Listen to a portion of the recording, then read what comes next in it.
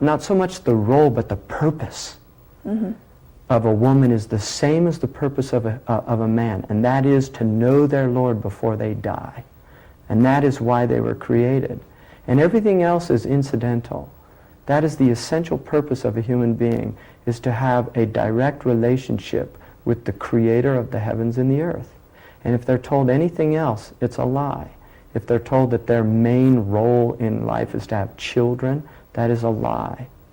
Children are a path to God, and they're a powerful path, and children are spiritual teachers.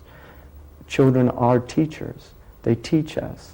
And they also remind us about a purer world, a purer state, and a state that our souls were once in. But I would say that the purpose of a woman is the purpose of a man. It is to know and worship God. How much of an impact does our cultural heritage as women have on our identities today? How much does culture play in our identities?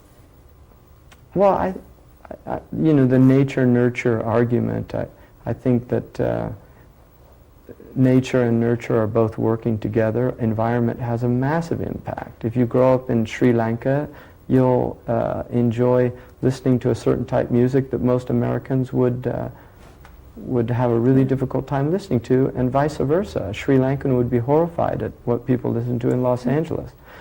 But, well, that's changing due to global pressures.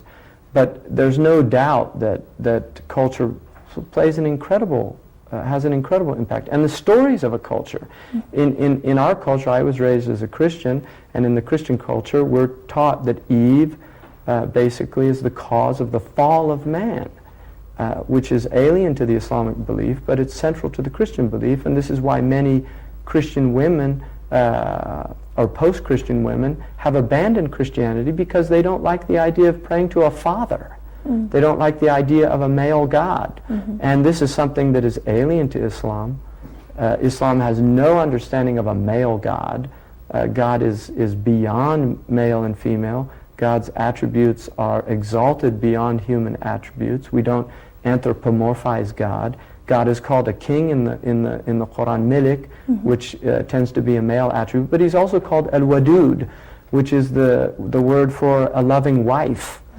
He's also called Ar-Rahman, which is the merciful, coming, and the word for womb is derived out of that word, Rahman. So the Muslims have always understood that there are what are known as Jamali and Jalali attributes of God, beautiful and majestic, and they've always seen them in terms of that women are a manifestation of divine beauty, and men are a manifestation of divine majesty. And outwardly and inwardly it's reversed. Inwardly women have divine majesty as the attribute that's manifesting in them, and inwardly men have divine beauty. That's the way it's supposed to be. I mean, these are healthy. I'm talking about healthy cosmological understandings when people are living as Adamic people. But one of the things that can happen to human beings, according to the Quran, is they can be reduced to lower than animals. And you see it out there.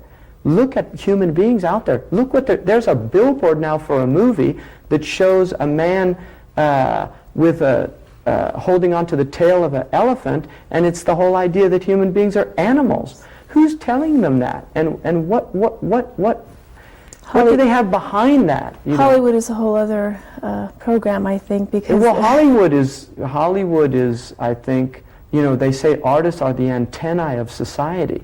Hollywood is letting us know where we're going. They're a symptom. Hollywood is not the disease. Hollywood is a symptom.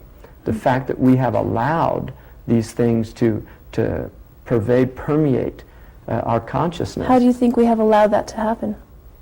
Well, Hollywood can't exist if people don't buy the tickets to their films and watch the programs and buy the corporate rubbish that the people that own them sell. Do you think that if Muslims became more involved in Hollywood that things could change? No, I think it's a horrible thing. Hollywood will change them. They won't change Hollywood. American Muslim women are beginning to pick up a momentum of being more involved in the public arena, to have their voices heard. And you may see this as our wish to become more like men. However, is it wrong to be seen in the public eye if our intention is to do good for the ummah? Well, I mean, you're putting those words into my mouth. I wouldn't see it as becoming more like men. I think women have responsibility. In fact, I personally believe that if women don't have indignation about what's happening to their children, about what's happening to their societies, and if that indignation does not motivate them to literally do some serious measures, to take serious measures to enact a change, then things will get worse. I think that women have immense power and immense potential to do good and to be a transformative element in society, and women are half the human condition, and there needs to be more female influence on the world. I think part of the problem with the world is that there's been too much male dominance, too much male influence, and it's had a very unhealthy impact. We call the earth Mother Earth, and that's not a Western idea, that's actually an Islamic concept as well. The Prophet Muhammad ﷺ in a hadith in Tabarani said, "This earth is your mother." And I think the fact that raping and pillaging of the earth, which is going on right now all over the planet, is symptomatic of aggressive male energy. And that if that male energy is not tempered by the humanizing element of the female, of the mother, of getting the milk of human kindness, that we will continue to do this until we destroy the viability for human life on the earth. And I think that the criminals behind that will be men.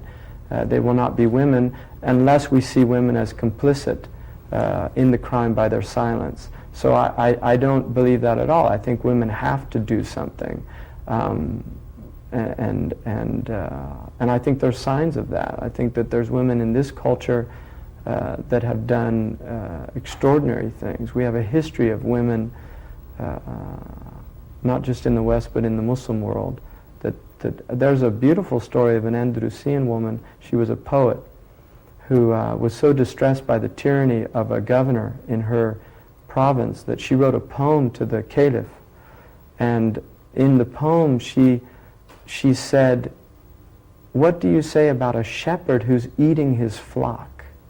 And the poem was so powerful, she sent it through a messenger to the caliph, and when he read the poem he was moved to tears, and he actually went to that city and ascertained indeed that the governor was oppressing the people, and he removed him, and that was from the poem of a woman. That is a beautiful display of political dissent at the highest levels, and shows you the sophistication of the people, not just the men, but the sophistication of the women, to actually protest in poetry, and to have that poetry move the ruler to the degree that he would do something, is a testimony to what type of people they were. Let's talk a little bit about issues where women seem to not have as much power, as you could say.